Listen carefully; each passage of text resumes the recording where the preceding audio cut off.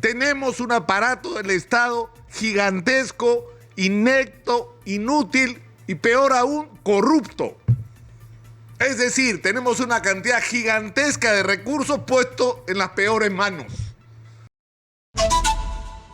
La inminente llegada al Perú, traído de las orejas, enviado por la justicia norteamericana de Alejandro Toledo, va a poner en discusión muchas cosas. Pero tal vez la más importante de todas es que se inauguró con Alejandro Toledo cuando llegó al gobierno. Porque se inauguró una era distinta, donde se combinó un discurso radicalmente antifujimorista para aplicar la política económica que Fujimori había dejado. Porque eso es lo que hemos vivido en las últimas décadas. O sea, antifujimoristas de discurso que han sido a la hora de gobernar recontra fujimoristas. Pero han sido fujimoristas no solo en recoger las cosas buenas que pudo haber hecho Alberto Fujimori durante su gobierno, sino que heredaron, continuaron y multiplicaron las cosas que estaban mal. Porque habían cosas que estaban mal que había que corregir. Y entre otras cosas, y de eso hablaremos en su momento, ya no era Vladimiro Montesinos desde el CIN quien decidía qué era lo que debía pensar y qué era lo que no debían pensar los peruanos con el manejo de los medios de comunicación. No, el lugar lo ocupó el Grupo El Comercio, con el control absolutamente mayoritario de los medios de comunicación y, una vez más, de lo que está bien y de lo que está mal, ¿no? De quiénes son los candidatos que nos convienen y quiénes no. Es decir, ellos se tomaron la potestad que Montesinos tenía antes para decidir los destinos del país. Con vetos, además, nada altos en los que hablaremos también en su momento. Pero el asunto de fondo es el siguiente. Lo que hemos tenido a lo largo de estas décadas, y se ha repetido hasta el cansancio, es que el Perú ha crecido en términos macroeconómicos. Pero a la vez, ya creció de una manera monstruosa. Por 6 se ha multiplicado el presupuesto de la República fácilmente. Pero de la mano de eso no ha ocurrido un cambio en la vida de los ciudadanos. Entonces, ¿cómo resolver esa contradicción? Tiene que partir de entender por qué ocurre. Entonces, hemos tenido un debate absolutamente estéril entre quienes dicen todo está muy bien y no hay nada que cambiar. Y se niegan a ver la realidad, y lo que dicen todo está mal y es culpa de la Constitución del 93. Y ninguno de los dos tiene razón. Ninguno de los dos, porque es cierto que la política económica que dejó Fujimori tuvo virtudes que permitieron este crecimiento económico, pero la falla estuvo, uno, en que no se produjo una reforma del aparato del Estado. Tenemos un aparato del Estado gigantesco, inepto, inútil y peor aún, corrupto.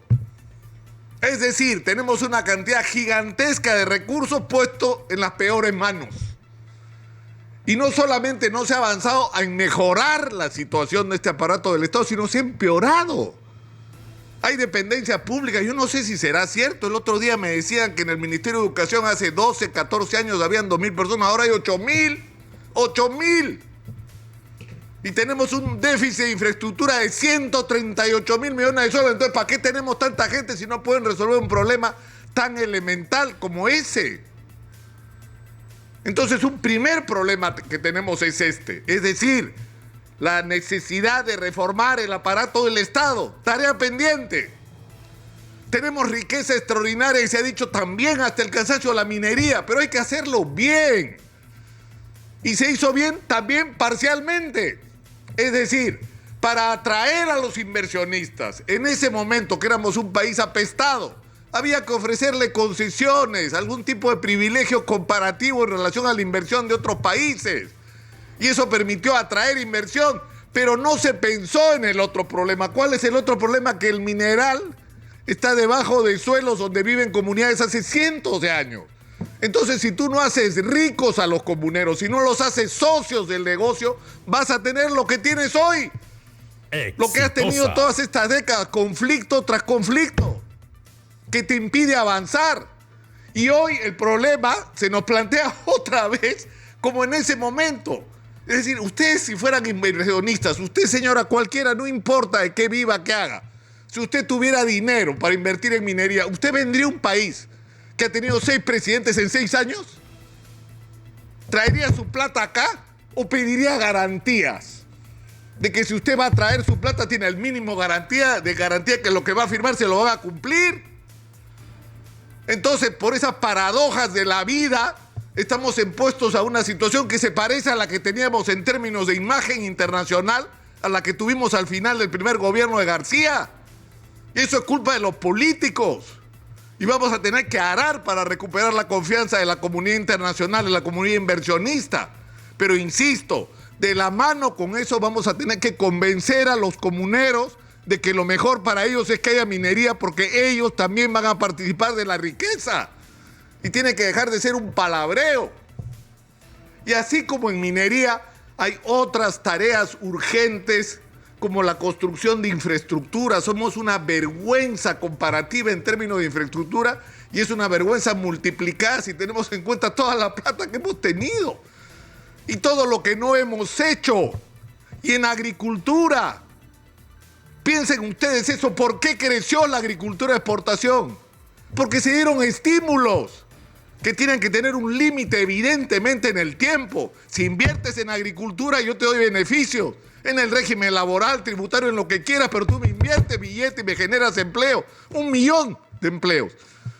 Y se logró. Y eso hay que retomarlo de una manera consistente, es decir, no le vas a poder seguir dando privilegios a los que ya los usaron, ya disfrutaron, ya ganaron y ya lograron un lugar cómodo en el mercado. Hay que dárselo a los nuevos proyectos.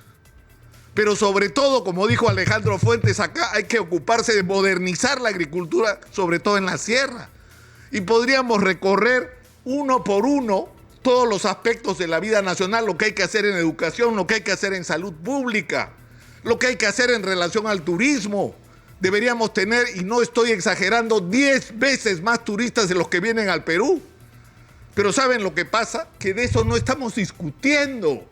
O en todo caso, de eso no están discutiendo los políticos.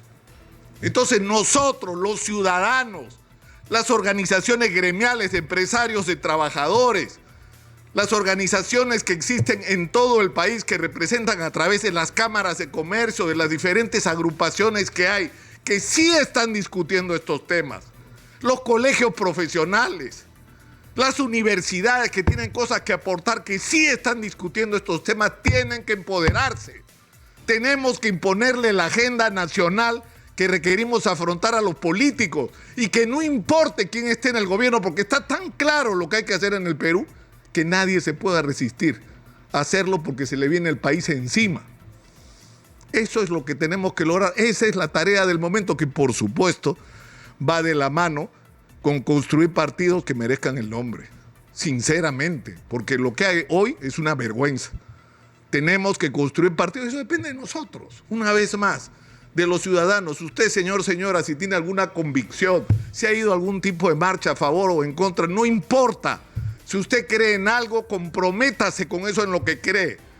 Agrúpese, organícese, promuévase si usted cree que tiene méritos para ser dirigente. Vigile que las personas que sean electas para representarlo no sean en primer lugar ladrones, sino gente decente.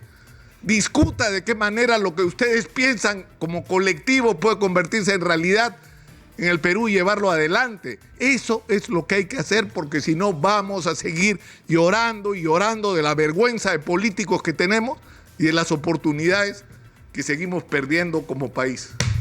He dicho, soy Nicolás Lucar, esto es Hablemos Claro, estamos en Exitosa.